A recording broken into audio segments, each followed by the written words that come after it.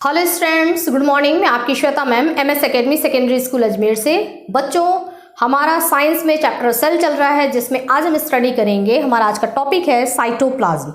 आज के स्टडी में बच्चों हम लोग खुद साइटोप्लाज्म का इंटरव्यू लेंगे और साइटोप्लाज्म से ही हम क्वेश्चन पूछते जाएंगे और साइटोप्लाज्म अपने बारे में हमको सारी बातें बताएगा। तो चलिए स्टार्ट करते हैं। सबसे पहला क्वेश्चन हमारा साइटोप्लाज्म से है कि साइटोप्लाज्म तुम अपना इंट्रोडक्शन दो, ठीक है, कि तुम कौन हो, हमको बताओ। साइटोप्लाज्म ने बताया, आंसर दिया कि साइटो मीन्स सेल और प्लाज्म मीन्स लिक्विड या फ्लूइड। ठीक है, मैं कौन हूं? मैं सेल का लिक्विड वाला पोर्शन हूं, यानी कि सेल के अंदर जो लिक्विड है, लिक्विड ऑफ द सेल, एक सेल के अंदर जो लिक्विड पाया जाता है वही हूं मैं। ठीक है ना। तो साइटोप्लाज्म ने अपना क्या इंट्रोडक्शन दिया कि मैं लिक्विड ऑफ द सेल हूं। ओके, हमने पूछा सेकंड क्वेश्चन, साइटोप्लाज्म का इंटरव्यू लेते टाइम हमने सेकंड क्वेश्चन पूछा कि साइटोप्लाज्म तुम रहते कहाँ हो, है ना, सेल के अंदर तुम्हारी जगह कहाँ है। तो साइटोप्लाज्म ने हमको क्या आंसर दिया है? साइटोप्लाज्म ने कहता है कि सेल जो होता है इसके चारों तरफ एक मेम्ब्रेन पाई जाती है बच्चों, जिसको हम बोलते हैं प्लाज्मा मेम्ब्रेन, और सेल में एक होता है न्यूक्लियस। तो साइटोप्लाज्म कहता है कि इस प्लाज्मा मेम्ब्रेन और इस न्यूक्लियस के बीच का ये जो स्पेस है, ये पूरा एरिया जो है ये मेरा है, इसमें मैं रहता हूँ। हम लोग कहते हैं ना कि भाई वो जितना दूर वो जमीन दिख रहा है, जो मेरा एरिया दिख रहा है, वो सारा मेरा है। उसी तरीके से साइटोप्लाज्म भी कहता है कि प्लाज्मा मेम्ब्रेन और न्यूक्लियस के बीच में ये हमको जो भी एरिया दिख रहा है ये सारा मेरा ही है, यानी कि मैं यहाँ रहता हूँ। ठीक है ना, यहाँ पे रहता हूँ साइटोप्लाज्म। एक बात हमको साइटोप्लाज्म ने इसमें और बताया, इसमें ऐड करके, कि न्यूक्लियस के अंदर न्यूक्लियोप्लाज्म होता है और बाहर में हूँ मैं, यानी कि साइटोप्लाज्म। तो साइटोप्लाज्म मुझे और न्यूक्लियोप्लाज्म को, है ना, यानी कि इसके न्यूक्लियस के अंदर पाए जाने वाले लिक्विड को, यदि दोनों को एक साथ मिलाकर के बोलना हो तो हम इसको बोलेंगे प्रोटोप्लाज्म। ठीक है, क्या कहता है ये कि अगर दोनों को मिलाकर के हमको एक साथ बोलना हो तो हम क्या इसको बोलेंगे? प्रोटोप्लाज्म। प्रोटोप्लाज्म मीन्स साइटोप्लाज्म और plus nucleoplasm is equal to protoplasm. हम दोनों को एक साथ शामिल में आपको बोलना है तो आप बोलेंगे प्रोटोप्लाज्म। ओके बच्चों, चलिए नेक्स्ट आगे बढ़ते हैं। तो इसने बता दिया हमको कि ये रहता कहाँ है। तो इसने क्या बताया साइटोप्लाज्म ने कि प्लाज्मा मेम्ब्रेन, जो सेल के बाहर में प्लाज्मा मेम्ब्रेन होती है और जो न्यूक्लियस होता है उसके बीच का जो एरिया है, यहाँ पर पूरा जो लिक्विड पोर्शन है सेल का वो है साइटोप्लाज्म। ये साइटोप्लाज्म है। ओके, नेक्स्ट हमने पूछा कि तुम दिखते कैसे हो, है ना, तुम मतलब सबका एक रूप रंग होता है, तुम कैसे दिखते हो। तो इसने क्या बताया आंसर कि मैं जेली की तरह से हूँ, है ना, जेली लाइक स्ट्रक्चर हूँ मैं, और ऑलमोस्ट ट्रांसपेरेंट हूँ, मेरे आर पार देखा जा सकता है। तो जेली लाइक स्ट्रक्चर हूँ और क्या हूँ, लगभग ट्रांसपेरेंट हूँ। ठीक है ना। तो ये दिया साइटोप्लाज्म ने अपना इंट्रोडक्शन। अब हमने साइटोप्लाज्म से, हमारा अगला क्वेश्चन था कि साइटोप्लाज्म तुम्हारा कंपोजिशन क्या है, यानी कि तुम किन चीज़ों से बने हुए हो। ठीक है, कोई भी चीज़, जैसे एक मकान बनता है तो हम अगर पूछे कि मकान का कंपोजिशन क्या है तो हम बताते हैं उसमें कि भाई इसमें सीमेंट लगा है, पत्थर लगा है, ये सारी चीज़ें, इतनी सारी चीज़ों से मिलकर के ये बना हुआ है। उसी तरीके से हमने साइटोप्लाज्म से क्वेश्चन किया इसका इंटरव्यू लेने के दौरान कि साइटोप्लाज्म तुम्हारा कंपोजिशन क्या है ना, तुम किस चीज़ से बने हुए हो। इसने अपना कंपोजिशन बताना शुरू किया, कहा कि ठीक है, मैं अपने कंपोजिशन को, मेरे अंदर क्या क्या चीज़ें हैं, अपनी खूबियाँ मैं बताना शुरू करूँगा कि मेरे अंदर क्या क्या है, और मैं अपना फंक्शन भी बताऊँगा कि मैं क्या क्या करता हूँ। लेकिन ये सारी चीज़ें जो मैं आपको बताऊँगा ये थोड़ा लंबा है, मैं धीरे धीरे आराम से आपको बताऊँगा। इसने बताना शुरू किया। नंबर 1, इसने कहा कि सबसे पहली बात कि यदि ये खाली एक सेल है, ठीक है ना, और मेरी अभी एंट्री हो रही है इसके अंदर, तो सबसे पहले इसके अंदर एक लिक्विड भाग होगा। न्यूक्लियस ये रहा, ठीक है ना, न्यूक्लियस के बाहर ये मैं ही हूँ, ठीक है, लेकिन सबसे पहले मेरा एक लिक्विड पोर्शन होता है, ओके, जिसमें कि ज़्यादा वाटर पाया जाता है। एक लिक्विड पोर्शन यहाँ पर होगा, जिसको हम क्या बोलेंगे? इसको हम बोलेंगे साइटोसॉल। ठीक है, इन्होंने बताया कि मेरा एक लिक्विड वाला जो भाग होता है वो हो गया साइटोसॉल। ओके, इस साइटोसॉल में पहली बात, ये वाली बात इन्होंने बता दी कि इसके अंदर एक लिक्विड भरा होता है जिसको हम साइटोसॉल कहते हैं। दूसरा इन्होंने बताया है, साइटोप्लाज्म कहता है कि ये चीज़ आपको बहुत ही पेशेंस के साथ सुनना पड़ेगा कि मेरे अंदर क्या क्या चीज़ें हैं और एक एक बात पे ध्यान देना पड़ेगा। तो पहला जो लिक्विड पोर्शन हो गया वो हो गया साइटोसोल। दूसरा इसने बताया कि मेरे अंदर कुछ मैंने प्रोटीन्स बनाए हैं जो कि ट्यूब लाइक स्ट्रक्चर है, ठीक है ना। मैं इसको अगर रब कर दूं आपको दिखाने के लिए, इसने बताया कि कुछ ऐसे प्रोटीन्स हैं जो कि ट्यूब लाइक स्ट्रक्चर के मैंने प्रोटीन्स इस तरीके से बनाए हैं, ठीक है। इसको माइक्रोट्यूब्यूल्स कहते हैं। प्रोटीन का बना हुआ है और ट्यूब लाइक स्ट्रक्चर है। माइक्रो इसलिए कहा जा रहा है क्योंकि बहुत छोटा है ना। बहुत ही हाई वोल्टेज इलेक्ट्रॉन माइक्रोस्कोप से देखा जा सकता है, तो बहुत छोटा है। सेल इतना छोटा होता है तो ये तो बहुत ही छोटा होगा। तो ये बहुत सारे प्रोटीन से बने हुए ट्यूब लाइक स्ट्रक्चर मैं इसके अंदर रखता हूँ। इसका काम क्या है ये भी मैं आपको बताऊंगा। तो इसको हम बोलेंगे, चूंकि इसका स्ट्रक्चर ट्यूब लाइक है तो इसको हमने नाम दे दिया माइक्रोट्यूब्यूल्स, ठीक है। तो कुछ इसमें मैं माइक्रोट्यूब्यूल्स रखता हूँ। उसके बाद कुछ फिलामेंट की तरह से मैंने प्रोटीन्स बनाए हैं, ठीक है। ये कुछ फिलामेंटल स्ट्रक्चर रखता हूँ जो कि प्रोटीन का बना होता है, इसको मैंने नाम दे दिया माइक्रोफिलामेंट, ठीक है। उसके बाद इन दोनों के बीच का भी एक स्ट्रक्चर मैंने कुछ ऐसे इसमें रखा है जिसको मैं बोलता हूँ इंटरमीडिएट फिलामेंट। तो ये पहले साइटोसोल हो गया। इस साइटोसोल के अंदर ही मैंने ले लिया, क्या ले लिया, इसी में मैंने माइक्रोट्यूब्यूल्स डाल दिया, इसी में मैंने माइक्रोफिलामेंट डाल दिया, इसी में मैंने इंटरमीडिएट फिलामेंट्स डाल दिया। क्यों? क्योंकि जरूरी है ना, यहाँ पे ये कुछ काम करेगा, इस वजह से मैंने ये सारी चीजें इसके अंदर ले ली, ठीक है। इन सब को मिला करके नाम क्या दिया, तो ये सारी चीजें जो काम करती हैं उसके हिसाब से इनका नाम दिया। ये क्या करती हैं और ये इनका जो काम है उसके अकॉर्डिंग का नाम क्या है, साइटोस्केलेटन, ठीक है। इनको नाम दिया गया है साइटोस्केलेटन। और साइटोस्केलेटन जो है यानी कि ये सब जो हैं ये एक मोटर प्रोटीन के साथ अटैच होता है, मतलब उस साइटोस्केलेटन के साथ एक मोटर प्रोटीन भी अटैच होता है, ठीक है। तो ये बातें हमको इतना बताया कंपोजिशन किसने, साइटोप्लाज्म ने। उसके बाद हमने और इसे हमारे जानने की इच्छा हुई कि और बताओ और तुम्हारे अंदर क्या क्या चीज़ें हैं, ठीक है। इसने और बताना शुरू किया कि हमारे अंदर, मेरे अंदर बहुत सारे प्रोटीन्स भी हैं, इसमें बहुत सारे प्रोटीन्स हैं, ठीक है। प्रोटीन्स को मैंने यहाँ पे क्रॉस से दिखाया है। इसने बताया कि मैंने चारों तरफ पूरे अपने साइटोप्लाज्म में प्रोटीन फैला रखे हैं, तो बहुत सारे प्रोटीन आपको मिल जाएंगे। इसी में बहुत सारे कार्बोहाइड्रेट भी आपको मिल जाएंगे। मेरे अंदर बहुत सारे कार्बोहाइड्रेट भी हैं। कार्बोहाइड्रेट को मैंने इस तरीके से बड़े वाले डॉट से दिखाया है। उसके बाद इसने बताया कि मेरे अंदर लिपिड के मॉलिक्यूल्स भी आपको मिल जाएंगे, ठीक है। प्रोटीन मिल जाएगा, कार्बोहाइड्रेट मिल जाएगा, लिपिड मिल जाएगा, और मेरे अंदर एक खास पिगमेंट होता है। पिगमेंट यानी कि जिसके वजह से कलर आता है, ठीक है ना। तो मेरे अंदर आपको एक खास पिगमेंट मिल जाएगा जिसको हम मेलानिन कहते हैं। तो इतनी चीज़ें मेरे अंदर हैं और ये सारी चीज़ें तो इनविजिबल है, मतलब मेरा जो वाटर है, मतलब जो लिक्विड पोर्शन है साइटोसोल, लगभग उसी के अंदर ये सारी चीज़ें उसी में डिजोल्व है, ठीक है। डिजोल्व नहीं है मतलब फिर भी उसी के अंदर ही है सारी चीज़ें ना, लगभग कहेंगे तो ये बिल्कुल ट्रांसपेरेंट ऐसे दिखाई देगा। और इनके अलावा भी कुछ चीज़ें और भी हैं, जैसे ये इतनी चीज़ें तो हो गई है ना। ये चीज़ें वो हैं जो आपको मैंने दिखाया है। हमने जब सेल पढ़ा था तो उस सेल में हमने ये चीज़ें नहीं पढ़ा था, बल्कि न्यूक्लियस, उसके बाद हमारा स्टार्ट हो गया था सेल ऑर्गेनल्स, है ना, एंडोप्लाज्मिक रेटिकुलम, माइटोकॉन्ड्रिया, ये सारी चीज़ें। लेकिन यहाँ पर इसके बारे में जब हमने साइटोप्लाज्म का इंटरव्यू लेना शुरू किया तब इसने बताया कि ये चीज़ों के बारे में तो आपने बताया ही नहीं है। तो अभी हमने सेल में उन चीज़ों को छुपा करके, जो हमने पहले पढ़ रखी हैं, उनको छुपा करके और इन चीज़ों को दिखाया है जो साइटोप्लाज्म हमें अभी बता रहा है ना कि ये चीज़ें भी इसमें हैं। अब इसके अलावा अब पीछे वाले सेल में हम जाते हैं, तो पीछे के सेल में हमने क्या देखा था कि न्यूक्लियस से जुड़ा हुआ न्यूक्लियर मेम्ब्रेन से एंडोप्लाज्मिक रेटिकुलम होता है। सेल के अंदर माइटोकॉन्ड्रिया पाया जाता है, सेल के अंदर सेंट्रोसोम होता है, लाइसोसोम होता है, गोल्गी कॉम्प्लेक्स होता है, प्लांट सेल यदि है तो उसके अंदर क्लोरोप्लास्ट होता है। ये जितने भी सेल ऑर्गेनल्स होते हैं, इतने के अलावा ये सारे सेल ऑर्गेनल्स भी इसके अंदर पाए जाते हैं, ठीक है। तो ये चीज़ें तो हैं ही, उसके अलावा ये सारे सेल ऑर्गेनल्स को भी मैंने इसी में रहने का जगह दे रखा है। तो साइटोप्लाज्म ने अपने इंटरव्यू में बताया अपना कंपोजिशन कि मेरे अंदर इतनी सारी चीज़ें हैं। एक बार वापस से रिपीट कर लीजिए कि क्या क्या है मेरे अंदर।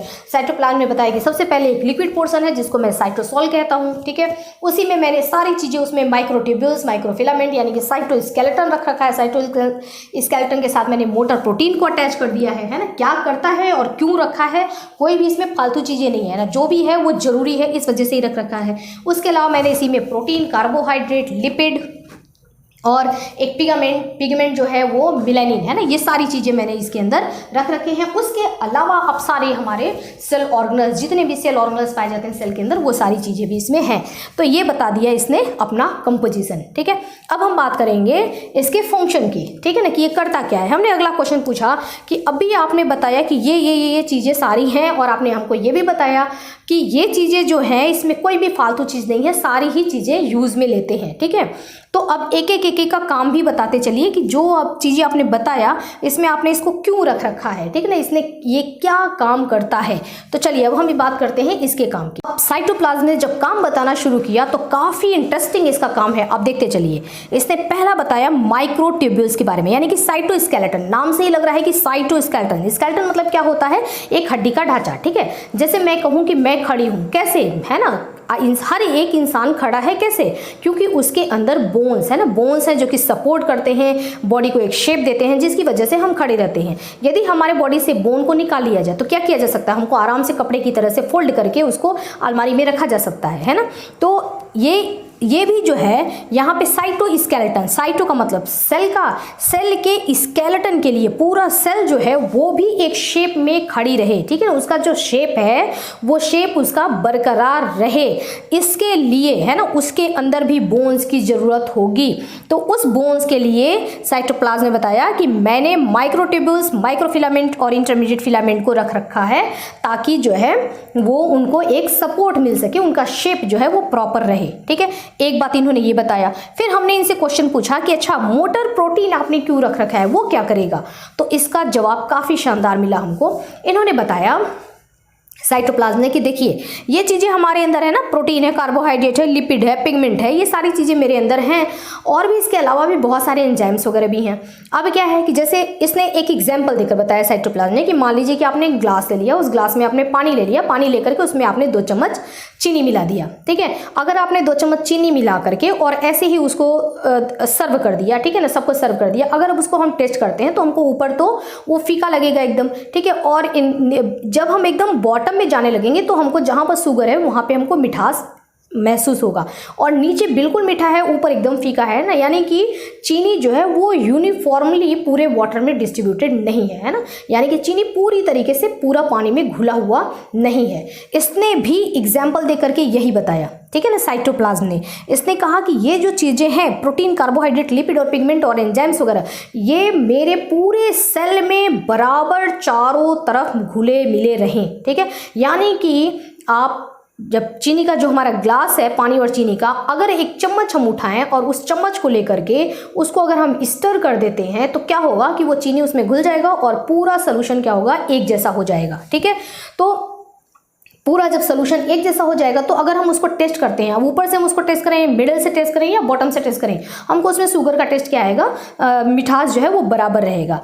इसने भी बिल्कुल यही किया। ये क्या कहता है कि यदि मैं इस सेल में, ठीक है, यदि प्रोटीन है, कार्बोहाइड्रेट है या एमिनो एसिड है, बहुत सारे एंजाइम्स वगैरह हैं, अगर इनको अच्छी तरीके से इसमें मैं मिक्सअप ना करूं तो क्या होगा कि कहीं तो यहाँ पे इस चीज़ की अधिकता हो जाएगी, कहीं ये चीज़ बिल्कुल कम हो जाएगा, कहीं प्रोटीन बहुत ज़्यादा हो गया, कहीं लिपिड बहुत ज़्यादा हो गया, तो कहीं लिपिड है ही नहीं, कहीं बहुत कम है। ठीक है ना, तो कभी चीज़ों की कहीं पर अधिकता हो जाएगी, अधिकता को बोलते हैं एफिशिएंसी, कहीं पर उन चीज़ों की कमी हो जाएगी यानी कि डिफिशियंसी।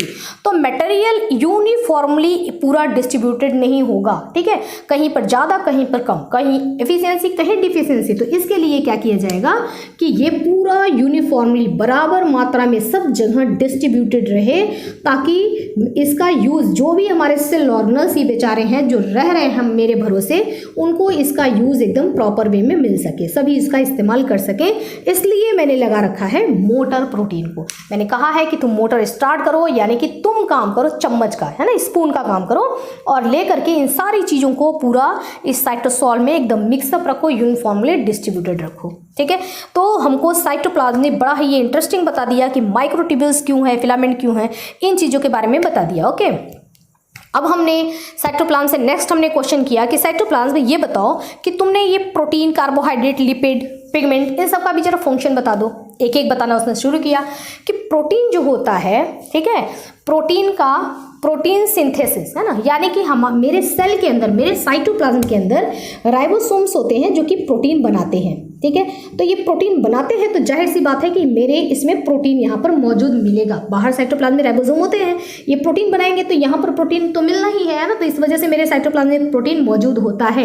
इसके अलावा भी हैं कुछ जो प्रोटीन्स अपने अंदर बनाते हैं, जैसे कि हो गया माइटोकॉन्ड्रिया, ये भी प्रोटीन बनाता है। प्लांट सेल की बात करें तो उसमें क्लोरोप्लास्ट होता है, वो भी प्रोटीन बनाता है। तो जब ये प्रोटीन बनाते हैं तो प्रोटीन यहाँ पर मौजूद होता है। हमने पूछा कि ये प्रोटीन का यूज़ क्या होता है, बता सकते हो क्या? उसने बताया कि प्रोटीन तो बहुत ही ज़्यादा ज़रूरी है। हम कहते हैं ना कि हमारा बॉडी जो है 78% प्रोटीन से बना हुआ है, यानी कि ये प्रोटीन जो ये बना रहा है ये बहुत ही ज़्यादा इसकी ज़रूरत होती है, ठीक है।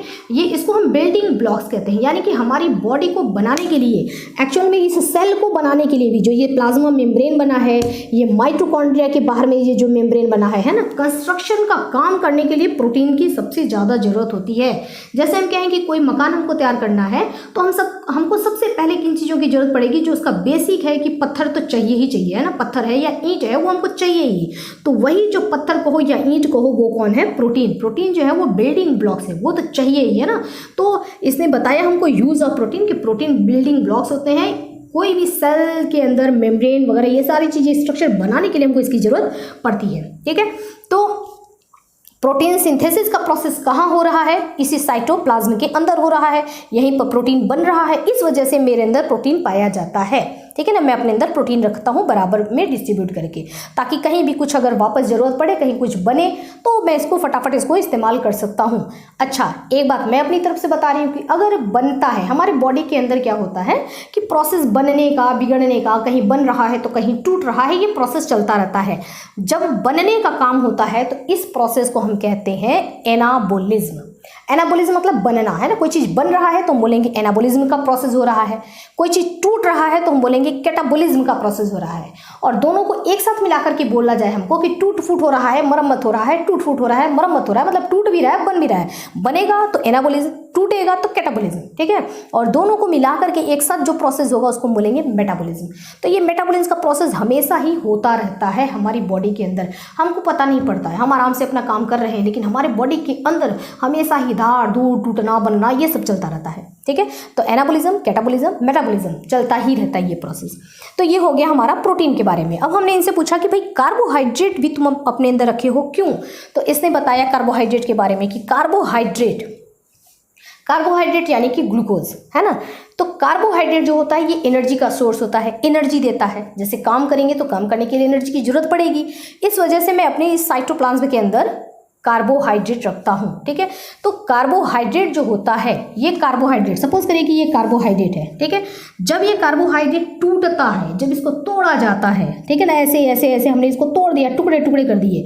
जब ये टूटेगा तो इसमें से बहुत सारी एनर्जी रिलीज होती है, और जो बहुत सारी एनर्जी रिलीज होती है ना, यही एनर्जी एटीपी के रूप में होती है, और हम इसी एनर्जी का इस्तेमाल करते हैं। जो हम खाना खा रहे हैं, ठीक है, हमको जो ताकत मिलती है, जो एनर्जी मिलती है काम करने की, बोलने की, वो कहाँ से मिलती है? वो यहीं से मिलती है जब ये ग्लूकोज टूटता है। मैंने अभी बोला ना आपको कि तोड़ने का प्रोसेस, तो जब ये टूटेगा तो हमको एनर्जी मिलेगा, ठीक है। तो इस प्रोसेस को, ग्लूकोज यानी कि कार्बोहाइड्रेट के टूटने को हम क्या बोलते हैं? Glycolysis. Glyco means glucose, lysis means टूटना, यानी कि ग्लूकोज का टूटना। ये प्रोसेस क्या कहलाएगा? ग्लाइकोलाइसिस। ग्लूकोज टूटेगा, क्या मिलेगा? एनर्जी, और टूटने के प्रोसेस को हम क्या बोलते हैं? कैटाबोलिज्म। क्लियर बच्चों? अब हमने पूछा ये लिपिड आप क्यों रखते हो, ठीक है ना। अपने अंदर जो आपने लिपिड रख रखा है, आपने बोला कि कोई भी फालतू चीज़ नहीं है, लिपिड का काम बता दो। इसने बोला लिपिड जो होता है वो भी प्रोटीन के साथ जरूरी होता है किसी भी चीज़ को बनाने के लिए, ठीक है। जैसे हम पत्थर के साथ सीमेंट वगैरह भी तो इस्तेमाल करेंगे ना, तो ये भी जरूरी होता है, लिपिड भी रहता है ना, लिपोप्रोटीन से बना होता है कोई भी मेम्ब्रेन, ये तो दोनों की जरूरत होती है। और साथ में लिपिड जो होता है वो भी सोर्स ऑफ एनर्जी होता है। जैसे कार्बोहाइड्रेट हमको एनर्जी दे रहा है, लिपिड भी हमको अधिक अमाउंट में एनर्जी देता है, इसलिए मैंने लिपिड को भी रखा है, इसी में फैला रखा है, ठीक है। अब हमने पूछा इनसे पिगमेंट के बारे में कि पिगमेंट के बारे में बताओ। देखिए, जैसे पौधे जो होते हैं वो हरे होते हैं ना, ग्रीन कलर के होते हैं, क्यों? क्योंकि उनमें पिगमेंट जो पाया जाता है वो क्या होता है? क्लोरोफिल होता है। इसी तरीके से हमारे सेल के अंदर भी, है ना, हमारा सेल, मैं इसी में बताती हूँ आपको। हमारा जो सेल होता है, इससे हम लोग भी कलरफुल होते हैं, ठीक है। किसी का कलर क्या होता है, बहुत ज़्यादा, कोई गोरा है, बहुत ज़्यादा फेयर कलर है, किसी का डार्क कलर होता है, किसी का बहुत ज़्यादा डार्क कलर होता है। तो ये जो कलर होता है, ठीक है, वो कैसे होता है, किसकी वजह से, मिलेनिन की वजह से। ठीक है, इसने बताया कि एक्चुअल में क्या है कि मैं इसमें पूरा मिलेनिन जो है वो डिस्ट्रीब्यूट करके रखता हूँ। आप सपोज करिए कि कोई बहुत डार्क कलर का है, ठीक है ना, तो उसमें क्या है, सपोज करिए कि बहुत डार्क कलर का है, एक मैं ऐसे एग्जांपल ले लेती हूँ कि उसके अंदर 100 मिलेनिन के मॉलिक्यूल्स हैं। ठीक है, थोड़ा कम डार्कनेस हुआ तो मान लीजिए कि उसके अंदर 50 मिलेनिन के मॉलिक्यूल्स हैं, थोड़ा और कम डार्कनेस हुआ मान लीजिए 20 मिलेनिन के मॉलिक्यूल्स हैं, और धीरे धीरे कलर फेयर होना शुरू हुआ मान लीजिए 10 मॉलिक्यूल्स हैं, मान लीजिए कि 5 मॉलिक्यूल्स हैं। ठीक है, तो अगर 100 मिलेनिन के मॉलिक्यूल्स होंगे तो पूरे इसमें मिलेनिन प्लाज्म इसके साइटोप्लाज्म में फैला होता है। ठीक है, इसने बताया कि मैं पूरा ऐसे साइटोप्लाज्म में एकदम बराबर फैला के रखता हूँ। अगर मैं बराबर फैला के नहीं रखूँगा तो पता पड़ा ये हमारी स्किन है, किससे बनी हुई है, सेल से। तो ये आंसर इसने दिया कि ये सेल से बनी होती है। ठीक है, अब अगर मैं मिलेनिन को पूरा सेल के अंदर बराबर फैला के नहीं रखूंगा तो कहीं पर तो कलर डार्क दिखेगा, है ना। मैंने मान लीजिए कि इसको समेट के सेल को यहाँ पूरा समेट को, ये सारा जो है मिलेनिन, इसको सारे को समेट करके और एक जगह यहाँ रख दिया। ठीक है ना, सारे को समेटा और यहाँ कर दिया, तो यहाँ तो खूब डार्क कलर हो जाएगा, बाकी सेल कैसा दिखेगा हमको, ये लाइट कलर का दिखेगा।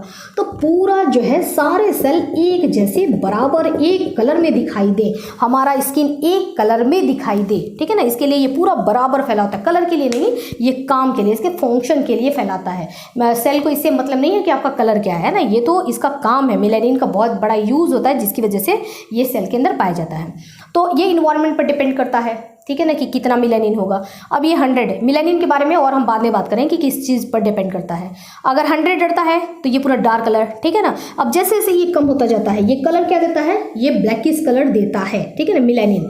अब जैसे जैसे इसकी संख्या कम होती जाएगी वैसे वैसे क्या होता जाएगा, ये सेल जो है वो फेयर कलर देता जाएगा। अब मान लीजिए 5 है, 5 है, तो ये क्या होगा, ये बहुत ज़्यादा गोरे, जो अंग्रेज होते हैं ना एकदम गोरे वाले, तो वो जो होते हैं उनमें ये पिगमेंट जो होता है मिलेनिन, ये बहुत ही कम पाया जाता है। ठीक है, अब हमने पूछा कि भाई इस मिलेनिन का भी काम बता दो। देखिए, मिलेनिन का काम होता है कि ये कह रहा है ये कि ये मैं फालतू में थोड़ी मिलेनिन को रखता हूँ। ये क्या करता है कि सन से आने वाली जो रेज है, सन रेज है ना, उसमें जो अल्ट्रावायलेट रेज होती हैं, जो हार्मफुल रेज होती हैं, उन रेज से मेरे इस सेल के अंदर की चीज़ों को ये प्रोटेक्ट करके रखता है। यानी कि कहा जा सकता है कि स्किन को हमारे ये क्या करता है, बचाता है ना। अलग अलग तरीके से बहुत सारी बीमारियां हो सकती हैं, स्किन डिजीज हो सकता है, उनसे हमारे को बचाने का काम कौन करता है, मिलेनिन। यानी कि जिसमें 100 मिलेनिन है वो बहुत ज़्यादा उसकी स्किन प्रोटेक्टिव है, ठीक है, और जिसके में 5 मिलेनिन है उसकी स्किन तो बिल्कुल भी प्रोटेक्टिव नहीं है। यानी कि उसको तरह तरह की स्किन प्रॉब्लम होने की, स्किन कैंसर वगैरह इस तरीके से प्रॉब्लम होने की संभावना, पॉसिबिलिटी है। ठीक है ना, तो मिलेनिन का इसने, और भी मिलेनिन पर आपको जानना होगा तो किसी और वीडियो में हम इसकी चर्चा करेंगे। तो मिलेनिन का इसने बताया कि मिलेनिन से क्या होता है और इसने क्यों मिलेनिन को रखा है। ठीक है, नेक्स्ट हमने बात की, हमने प्रोटीन, लिपिड और ये सारी चीज़ें, साइटोस्केलेटन के बारे में हमने पूछ लिया। उसके बाद हमने मिलेनिन के बारे में पूछ लिया, है ना। शेप देने के लिए कौन शेप देता है, ये भी हमने देख लिया कि ये साइटोस्केलेटन जो है ये शेप देता है। उसके बाद इसके अलावा भी इसने एक और काम किया। इसने कहता है ये कि मैंने अपने सेल के अंदर बहुतों को आसरा दे रखा है। जैसे न्यूक्लियस के बाहर में एंडोप्लाज्मिक रेटिकुलम ये है, ठीक है, इसको आसरा दे रखा है। इसमें हमारा पावर हाउस है सेल के अंदर, माइटोकॉन्ड्रिया, इसको मैंने आसरा दे रखा है। यहाँ हमारा गोल्जी कॉम्प्लेक्स है, ये भी मेरे सहारे यहाँ पर है। यहाँ पर सेंट्रोसोम है, ठीक है ना, ये भी मेरे सहारे पर है। यहाँ पर और भी जितने भी सेल ऑर्गेनल्स होते हैं वो सारे सेल के अंदर ही रहते हैं। अब देखो, माइटोकॉन्ड्रिया यदि अपना काम कर रहा है और इसे किसी चीज़ की ज़रूरत होती है काम करने के दौरान, अब मेरे घर में अगर किसी चीज़ की ज़रूरत होगी हमारे को, तो हम क्या करेंगे, हम जाएंगे मार्केट और जाकर के दुकान से खरीद के लेके आएंगे, ठीक है ना, और अपनी ज़रूरतों को पूरा करेंगे। अगर माइटोकॉन्ड्रिया को किसी चीज़ की ज़रूरत पड़ रही है तो ये कहाँ जाएगा, ये यहाँ से सेल से निकल करके मार्केट तो जाएगा नहीं। ये क्या करता है कि ये इसी साइटोप्लाज्म से बात करता है ना कि मुझे ये चीज़ चाहिए, और साइटोप्लाज्म की जिम्मेदारी बनती है कि जिनको अपने अंदर अगर इन्होंने आसरा दे रखा है तो इनको जो भी चीज़ चाहिए वो अवेलेबल कौन कराएगा, साइटोप्लाज्म अवेलेबल कराएगा। तो ये साइटोप्लाज्म ने बताया कि मैं बहुत जिम्मेदारी के साथ अपना काम करता हूँ, मैं सारी चीज़ों को बराबर डिस्ट्रीब्यूट करके रखता हूँ और सारी चीज़ों को भी रखता हूँ, है ना, ताकि कब किसी ज़रूरत पड़ जाए, इनको जो चाहिए ले लो, ठीक है, और कुछ चाहिए आपको ले लो, ठीक है। कहाँ से ले लो, साइटोप्लाज्म से ले लो। और ये कहते हैं कि अब हमारे में हमने ये काम किया है तो बहुत सारी वेस्टेज हो गई है। हमने खाना बनाते हैं, जैसे हम सब्जी बनाते हैं तो बहुत सारा छिलका हो जाता है ना, वेस्टेज हो जाता है। तो इन्होंने कहा कि हमने भी बहुत सारा काम किया है, पावर हाउस है, एनर्जी बनाया है, बहुत सारा वेस्टेज भी हो गया है, क्या करें? ये बोलते हैं कि दे दो, ठीक है ना, वेस्टेज है तो मेरे में डाल दो, ठीक है ना, मेरे में ही वेस्टेज है तो मेरे सेल साइटोप्लाज्म में छोड़ दो, ठीक है। और ज़रूरत की चीज़ें आपको जो चाहिए वो साइटोप्लाज्म से ले लो, आपको जो चाहिए वो ले लो, और जो वेस्टेज है मेरे साइटोप्लाज्म में छोड़ दो, मैं अपने साइटोप्लाज्म का सफाई कर लूँगा अपने हिसाब से। तो इसके अंदर जितने भी सेल ऑर्गेनल्स होते हैं उन सेल ऑर्गेनल्स को कहीं भी जाने की जरूरत नहीं होती है, सबकी ज़रूरतों को पूरा करने का काम किसका है? साइटोप्लाज्म का है। ओके बच्चों, तो ये काफ़ी अच्छा हमारा इंट्रोडक्शन रहा साइटोप्लाज्म के साथ। हमने साइटोप्लाज्म से पूछा कि तुम कौन हो, उसने अपना इंट्रोडक्शन अच्छी तरीके से दिया। फिर तुम किन चीज़ों से मिलकर बने हो, तुम्हारा कंपोजिशन क्या है, उसने अच्छी तरीके से अपना इंट्रोडक्शन दिया। उसके बाद फिर हमने पूछा एक चीज़ के बारे में पूछा कि अच्छा तुम्हारे अंदर ये पाया जाता है तो इसका काम क्या है ये बताओ। इसने पूरा अपना काम भी बताया कि मैं इतने सारे फंक्शन करता हूँ, है ना, मेरा इतना सारा काम है। ओके बच्चों, इसको मैं रफ कर देती हूँ, अब आप देख लीजिए, ठीक है, कि ये सारा चीज़ किस तरीके से जैसे जैसे साइटोप्लाज्म से क्वेश्चन किया गया और उसने आंसर दिया है, आपको भी बच्चों सेम टू सेम ऐसे ही लिखना है। क्वेश्चन भी लिखना है, साइटोप्लाज्म से पूछे गए क्वेश्चन लिखिए और उसके आंसर लिखिए। ओके बच्चों, आई होप कि आपको ये साइटोप्लाज्म अच्छी तरीके से समझ में आ गया होगा। अब हमारा जो भी नेक्स्ट टॉपिक है हम उसका इंटरव्यू लेंगे और मैं आपको अच्छी तरीके से ज़्यादा से ज़्यादा समझाने की कोशिश करूँगी, ठीक है बच्चों। ओके स्टूडेंट्स, तो आज के लिए इतना ही, स्टडी करते रहना। ओके बच्चों, हैव अ नाइस डे।